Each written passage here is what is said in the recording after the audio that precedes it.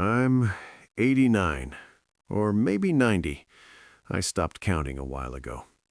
When you get to this age, numbers don't mean much anymore. Days feel longer than years, and every morning you wake up thinking, they gave me another one. Like it wasn't guaranteed, like it was borrowed. Sorry, my voice isn't what it used to be. Most of the people I loved are gone now. My wife, Eleanor, my brother, a few old friends, even the man across the street who washed his car every Sunday. Gone. Sometimes I walk through my neighborhood and it feels like I'm walking through a photograph, like I'm the only one still moving. You outlive enough people and something happens to you. You stop pretending. You stop caring what anyone thinks. You stop trying to look important. Because what's the point? Death has a funny way of stripping you naked. Makes you honest. Brutally honest. So I'm going to talk straight to you. No sugarcoating, no motivational nonsense. Just the truth. You're living like you have time. Like you've got a big savings account full of tomorrows. Like life is something you can spend later.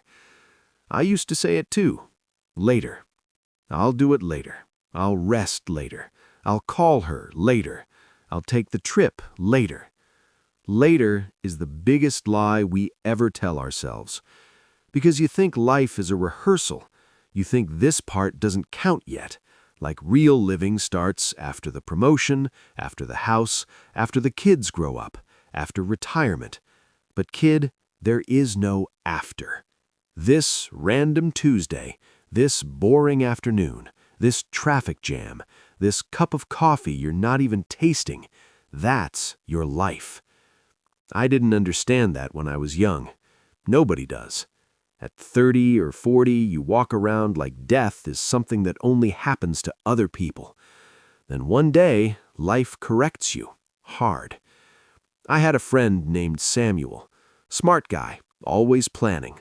Notebooks, charts, 5-year plans, 10-year plans. He used to say, "Just 5 more years, Frank, then I'll relax."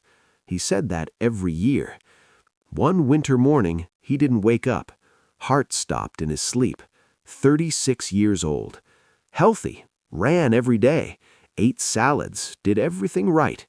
Still gone. At his funeral, something scared me more than death. The world didn't stop. Cars still drove by. Phones still rang. The grocery store still opened at 9. Like the universe just said, next. That's when I understood something. Life doesn't care about your plans. It doesn't wait for you to be ready. It just keeps moving, with you or without you. Old age isn't painful because of the body, the knees, the back, the eyes going dim. That's not the hard part. The hard part is the remembering. When you slow down, your mind starts replaying old moments like films you can't turn off. And funny thing is, I don't replay the big wins. Not the money, not the deals, not the awards. None of that shows up. What shows up are the things I missed. I thought I was important back then. Busy man, important man, always walking fast like the world would fall apart without me. My wife used to say, "Slow down, dinner's getting cold." And I'd say, "Just 5 minutes." 5 minutes turns into a lifetime real quick. There was a night my daughter had a school play. She practiced for weeks, made me promise I'd come. That afternoon, my boss called. Big client, big money. I told myself, it's just one play. I'm doing this for the family anyway. I got home late. The house was dark. On the kitchen table, a little paper program. Her name circled in pen, a smiley face drawn next to it. I missed it. 40 years later, I still remember that empty chair. I don't remember the client's name. I don't remember the deal. Funny how that works. And the stuff, oh Lord, the stuff we buy. Big house, 3-car garage, basement full of important things. Now I live in one room, a bed, a chair, a few shirts, and a picture of Eleanor. That's it. And I don't miss any of it. Because everything you own is just future trash. We trade our health for it, our time, our families, 60, 70 hours a week. For what? When you get close to the end, things get simple. What survives aren't achievements. What survives are moments.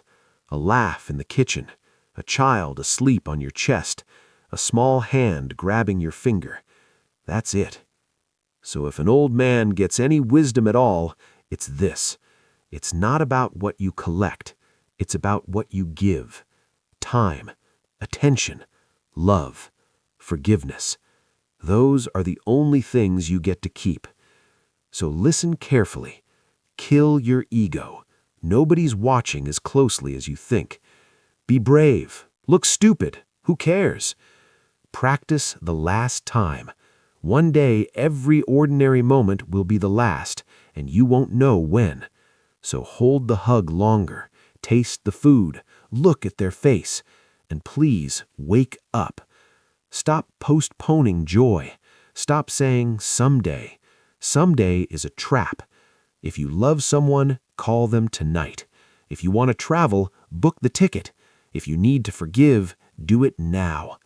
We're all going to die. The only question is, did you actually live? Don't prepare forever. Life doesn't send invitations. It just passes by quietly. And one day you wake up old, talking to ghosts, wondering where it all went. So go, live. Because nobody on their deathbed ever says, "I wish I worked more."